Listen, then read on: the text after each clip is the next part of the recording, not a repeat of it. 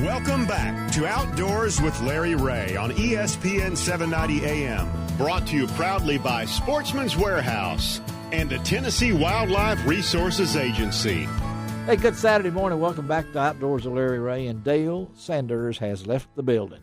You know, he's something else. He is something else. At 84, and when he's 85, he will be hiking the Appalachian Trail from Newfoundland back to Maine and climbing Mount I couldn't Kentucky. drive that in a day. No, you couldn't. No.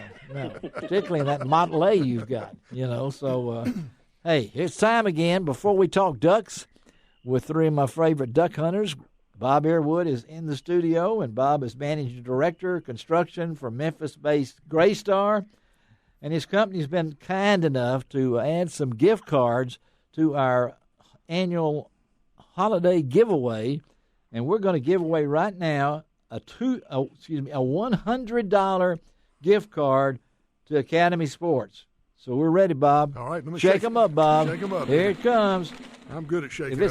If you draw out Bill Cooksey's name, I'm not know what I'm going to do here now. So here it is. Hey, we got a woman. We got a lady. All right. Jane Bruner. Jane Bruner. Another Mississippian from Byhalia. Oh, wow. Are you shaking those things up? I'm shaking them, man. That's three straight Mississippi winners. All right. God, they got to drive all the way up here. They have to get their shot and everything to come to Memphis. Jane Bruner from Byhalia, Mississippi. Jane Bruner. Congratulations. All right. You're writing all that down for me, right? I am. Okay. Jane, you have won a $100 gift card to Academy Sports, and as I said, all these prizes will be at the front desk. You see Jenny when you come in, and she'll have them for you in normal business hours. Thank you, Bob. All right, let's talk ducks. Who better to talk ducks with right now than our triumph of duck hunters here? We're happy to have with us on Outdoors Bill Cooksey, Frank Barton, and me. Okay, we had to do John Gordon, but he hasn't answered his phone, so he must be killing ducks. Good morning, Bill. Good morning, Larry. Good morning, everybody. All right, how about you, Frank? How you doing?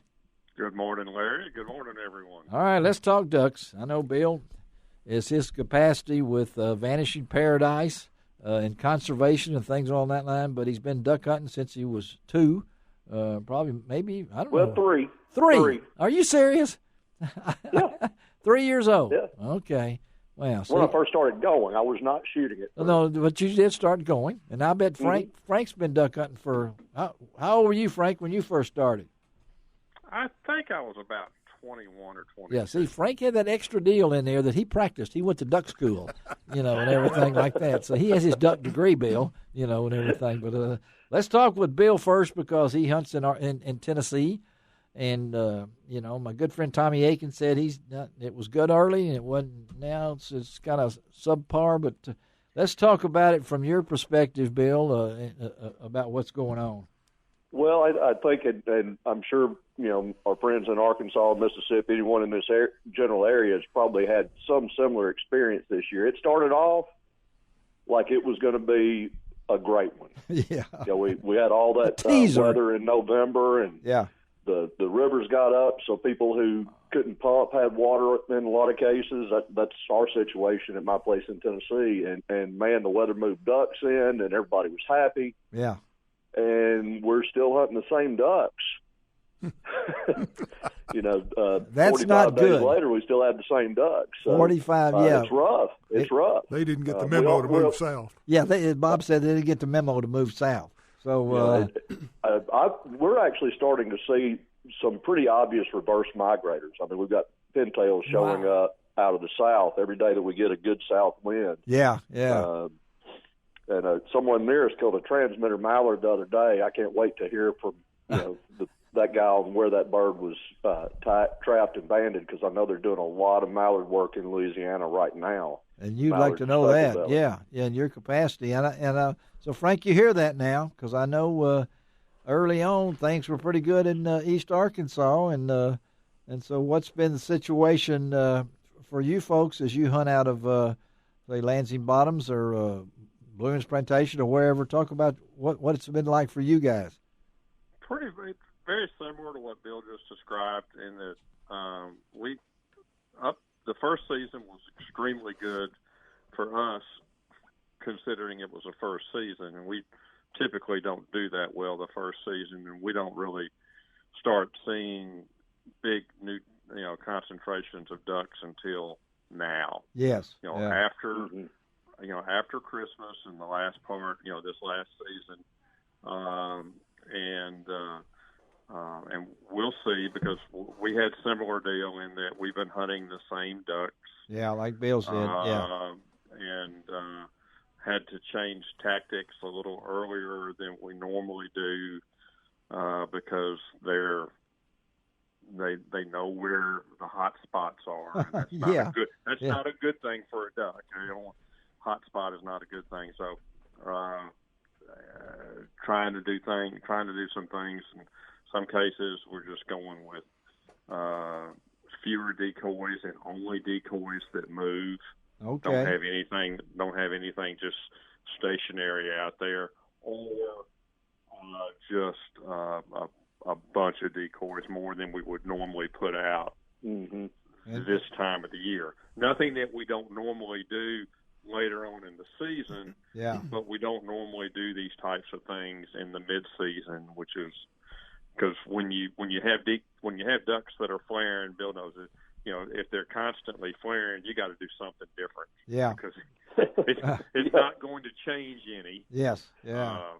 On the downside, we have some ducks now that won't even flare because they know the game so well.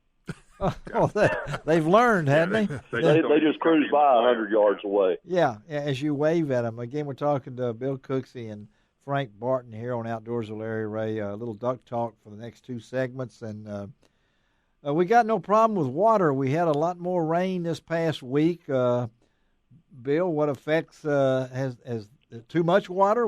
Duck hunters always want water, and everybody. I'll see somebody, it's raining, and say, "Oh, it's a great day to duck hunt." The one thing that water does for us, where I'm hunting, we're in the Mississippi River bottoms, but we're influenced by the Fork of Deer, the Obion, and even to an extent the Hatchie River. So when those rivers jump, a lot of times the birds that are down in the Mississippi River bottom will follow the rivers up. Yes. And then they'll ride that crest down, and hopefully those guys more inland are getting some shooting while we're seeing nothing during those times. But as that water drops, it for a few days feels like you have new ducks. It's almost like you got a little bit of a migration. So, it makes you feel like something's coming good here. Exactly. And something on decoys to add to what Frank was saying that's worked for us for about the last 10 days, it's been helpful. We're not just having a lot of great hunts, but we're shooting birds. We have spread we have a big decoy spread at our main blind, and we have spread those things out so far. I mean, it's just like a big raft of spread out resting ducks that a lot of them are out of shooting range. And I never do that. Because ducks like to land on the outside, but we have spread the decoys out so much and created lanes and all for them to fly through that we have a lot of decoys out 60 and 70 yards. Well, you guys know the decoy is a lot science matters. They have to understand the ducks. You have to work the duck. You just don't throw decoys out. These guys are doing it. Yeah. How many decoys you use, Bill, normally in a day? I think right now we have about 500 duck and about 150 speckled belly. Well, that just said there's my Christmas right there, because you've seen it over the years. And Frank, I know you're hunting timber mostly, right, Frank? It just depends on where we find ducks. Yeah. And I'll move from a field to cypress timber, cypress slough. Like today, we're in a field in Lansing. Okay. Tomorrow we'll probably be down at Bruins, and we'll be hunting cypress timber. Well, let's tell our listeners, speaking of today and tomorrow, you're going to have a special guest in the blind with us. Tell our listeners who's hunting with Frank and his gang. I have the past president of the Master National Retriever Club, Jack Combs, with me, and one of his poodles, Smoke, who's a master hunter. And folks, he just said that. Now hold it, Frank. He just said poodle. Now, everybody that just drove off the freeway and are waiting to see if he messed up or something like that. But we've had Jack on this show, one of my favorite interviews, and so that's what he does, right? Jack trains poodles and does a very nice job with his dogs. I tell folks, Jack has nice dogs. They just happen to be the poodle breed, but they are, first of all, they are nice dogs. And right. That's the main thing. All right, Bill Cook, so you've hunted since you were 3. Have you hunted with a poodle?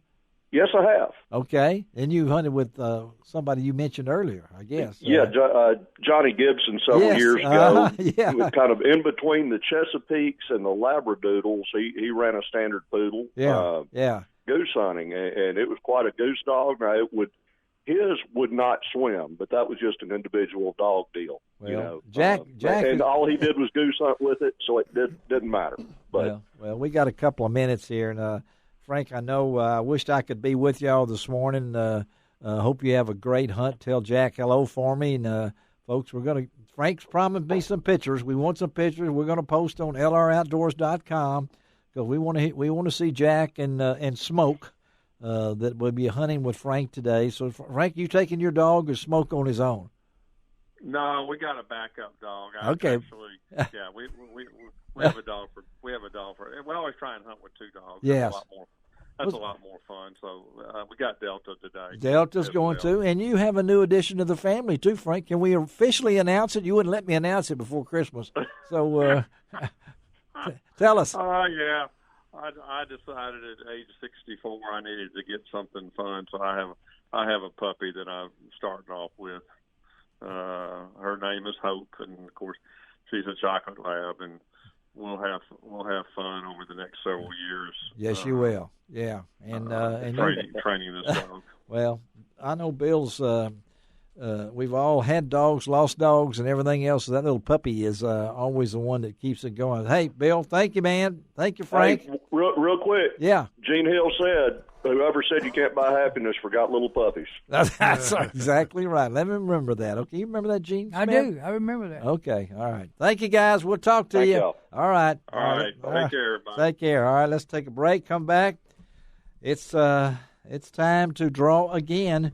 We're down to number 4? 4. Yeah. 4. My arm's getting sore. Yeah, his arm's getting sore. So we're down to number 4, and then number 5 is coming up too. So let's do it. But we'll come right back. Going to hook up with Dave Gabbard again.